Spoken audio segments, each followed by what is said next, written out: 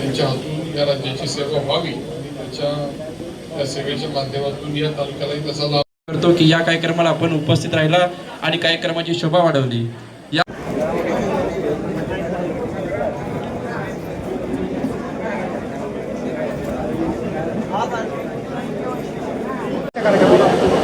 छत्रपती शिवाजी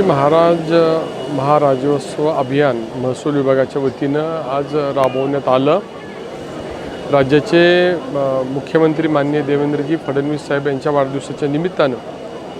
आणि राज्याचे दिवंगत उपमुख्यमंत्री माननीय अजितदादा पवार यांच्या जयंतीच्या निमित्तानं हा कार्यक्रम संपन्न होतोय। राज्याचे महसूल मंत्री माननीय बावनकुळे साहेब यांनी त्यांच्या कल्पनेतून या सगळ्या योजनांचं संपूर्ण राज्यभरामध्ये नियोजन केलेलं आहे आणि अतिशय छोट्या छोट्या कामांसाठी लोकांना जे कार्यालयामध्ये जावं लागतं ते एकत्रित करून या ठिकाणी सगळ्या योजना आणि त्याचे अर्ज स्वीकारले जातील आणि अर्ज नियमात स्वीकारले गेल्यानंतर त्याच्यामध्ये कालबद्ध कार्यक्रम आयोजित करून त्या सगळ्या योजनांचा लाभ देणं हे वेगवेगळ्या विभागांनी या ठिकाणी नियोजित केलेलं आहे। दौंडच्या प्रशासनानं सुद्धा अतिशय चांगल्या प्रकारची तयारी केलेली आहे। लोकांचा अतिशय चांगला प्रतिसाद विशेषतः शेतकऱ्यांचा या शिबिराला मिळालेला आहे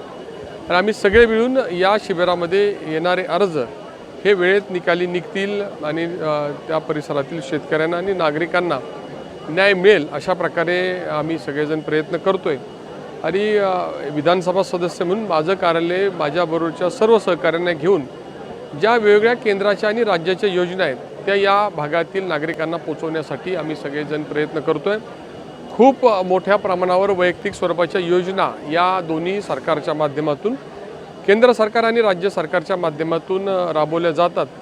परंतु त्याचा अर्ज कुठे करायचा त्याचे निकष काय या संदर्भातला जो नागरिकांच्यामध्ये संभ्रम असतो तो दूर करण्यासंदर्भातली काळजी आम्ही सगळे कार्यकर्ते मिळून घेतोय